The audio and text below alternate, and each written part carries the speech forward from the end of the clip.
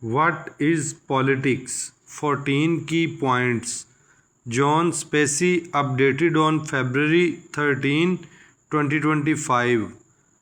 Politics is the process by which groups make shared decisions. This includes determining the strategy of the group, setting policy, and allocating resources. Politics emerging Politics emerges within any large cooperative group such as a society, organization, or team. Politics results from cooperation. Politics occurs amongst large cooperative groups that make shared decisions. Smaller groups such as families are more likely to make shared decisions based on trust and long established roles. Decision making. Politics is the process by which groups make collective decisions. This includes foundational things such as laws passed by a government or strategies established by a firm. Political system. Groups establish structures such as rules, roles, and processes for politics. For example, a democracy with a process of voting for representatives or a firm that assigns authority based on role. Political culture. A political system is how the political process is supposed to work in theory. Political culture is how it works in practice. For example, voters in a democracy may organize into large political groups based on ideology. These groups may become bitterly entrenched, whereby a nation becomes polarized along ideological lines. Participation. It is very common for a political system to call for universal or broad participation in the political process. This is particularly true in a democracy where people can participate with public debate, protest, voting, and contacting elected representatives. Organizations also tend to involve many participants in decision making because this increases buy-in and reduces resistance to change. Authority. Authority is the power and responsibility to make decisions within some predefined scope. With authority comes accountability. Political systems typically allocate authority in order to make decisions in a timely and efficient manner that is potentially rational. Representation. Modern political systems typically allocate authority based on representation. For example, politicians represent the voters who put them in office, and the board of directors of a firm represent major shareholders in the company. Consensus building.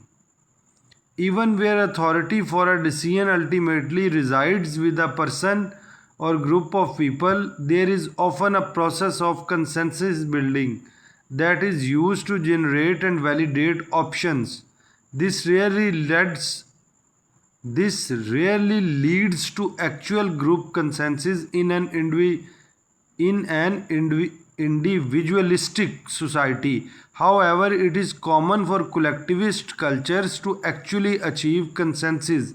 This tends to produce more conservative and less optimized decisions as compromises are required to achieve group harmony.